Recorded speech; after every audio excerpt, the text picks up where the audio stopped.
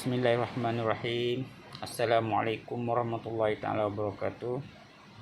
Apa khabar semua anak-anak yang bakal menduduki SPM 2020? Di sini Ustaz ingin mengambil kesempatan ingin mengucapkan selamat menduduki peperiksaan SPM 2020. Semoga memperolehi kejayaan, memperolehi kecemerlangan dunia dan akhirat. Sebelum menduduki peperiksaan, Ustaz ingin memberi beberapa petualah ataupun tips untuk anak-anak yang disayangi semua. Pertama, pada masa sekarang, di saat-saat yang boleh katakan agak genting sudah, tak berapa lama sudah lagi. Jadi kalau boleh buat masa sekarang ini, bersihkan hati anak-anak, bersihkan diri, bersihkan hati, jiwa, semoga berada dalam keadaan bersihlah. Yang mana kalau boleh buat masa sekarang ini, tiap-tiap malam kalau boleh lakukan solat, lakukan solat taubat, yang mana kita mohon pada Allah, semoga Allah ampuni, Allah maafkan segala kesalahan yang kita lakukan, sama ada sengaja ataupun tidak sengaja. Yang kedua, lakukan solat istiqorah. Kenapa perlukan solat istiqorah? Semoga apa yang kita baca, apa yang kita ulang kaji menjadi pilihan yang tepat. Semoga dalam dewan nanti apa yang kita jawab, apa yang kita pilih ABCD itu adalah tepat. Tujuan solat istiqorah kita tahu adalah solat pilihan. Dan masa sekarang ini juga perlu ada dalam diri kita sifat memaafi.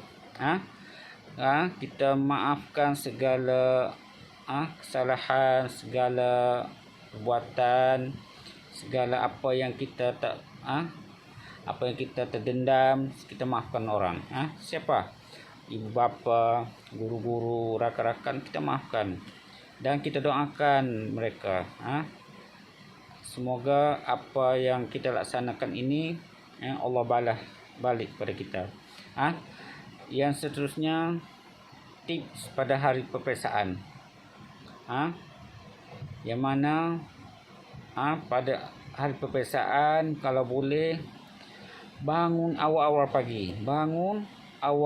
pagi. Kenapa? Supaya kita sebelum solat subuh, kita laksanakan dulu solat hajat 2 rakaat. Kenapa? Kita perlu sebab sekarang ini kita berhajat sangat kepada Allah.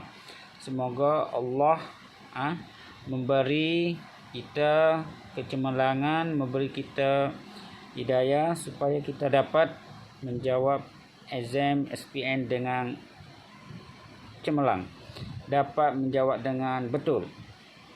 Jadi Allah cakap apa? Apabila kamu memerlukan berhajat pada sesuatu, maka mintalah kepadaku. Macam mana mintanya? Melalui doa, melalui solat hajat. So, laksanakan solat hajat. Barulah lepas solat hajat 2 rakaat, barulah kita solat subuh. Solat subuh. Selepas solat subuh, mandi, bersiap-siap, berkemas, turun dari rumah, baca dulu doa, doa naik kenderaan. Kalau naik kenderaan lah, doa turun dari rumah, baca dulu doa, kemudian bersarapanlah dulu sebelum turun dari rumah. Bersarapan, mungkin ibu bapa, ibu-ibu kamu, mama kamu sempat menyediakan sarapan, maka makanlah dulu dan minumlah air manis, kerana otak kita memerlukan gula untuk cergas. So, sampai di sekolah, tips seterusnya, sampai di sekolah elakkan daripada berbincang dengan kawan-kawan. Kenapa saya kata begitu? Kerana perbincangan dengan kawan seandainya kawan sudah menguasai sesuatu tajuk sedangkan kita masih belum menguasai, di sini akan timbul perasaan gelabah, perasaan gelisah. Jadi apabila masuk dewan nanti kita dalam keadaan tak tenang.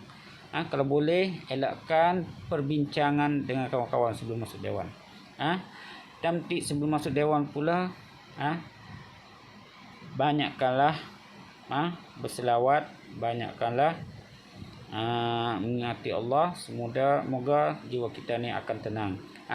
Masuk dewan pula guna langkah dengan kaki kanan, baca bismillah, langkah kaki kanan, baca qul Allah. Kemudian jalan sampai tempat duduk di meja, duduk, baca Al-Fatihah. Kita tahu Al-Fatihah adalah ummul kitab. Kemudian baca Alam Nashrah. Kenapa baca Alam Nashrah? Supaya Allah terangkan dada kita, Allah terangkan minda kita supaya kita dapat membaca berada dalam keadaan tenang dan dapat meluahkan semua isi apa yang ada dalam fikiran kita ni semasa menjawab soalan. Mudah-mudahan insya-Allah ya. Kemudian seterusnya apabila habis paper paper tu keluar, elakkan perbincangan dengan kawan-kawan atau elakkan berbincang dengan guru-guru. Kenapa? Sebab kalau boleh lupakan yang sudah lepas tu. Tidak kena mengenal sudah. Fikirkan paper yang seterusnya, next.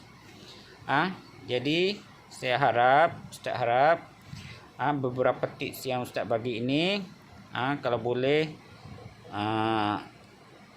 amalkan, mana tahu dapat membantu. Dan untuk berjaya kita perlukan pengorbanan. Apa yang perlu korban? Kita korban masa, korban wang ringgit, korban macam-macam korban lah.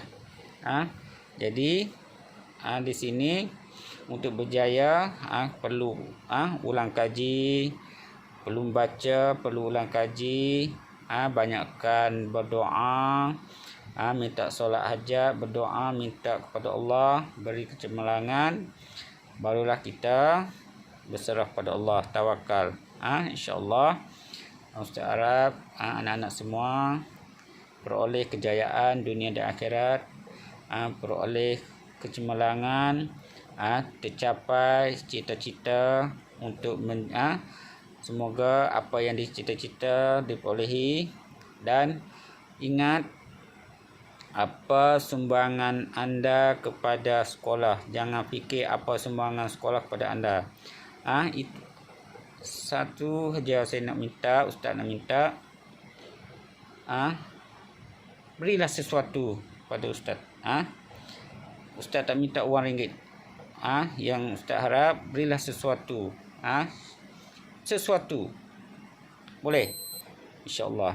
Jadi dengan di sini sekali lagi Ustaz nak ambil kesempatan mengucapkan selamat maju jaya, semoga memperolehi kecemerlangan dalam SPM yang akan menjelang tidak lama lagi. Semoga pelajar semua peroleh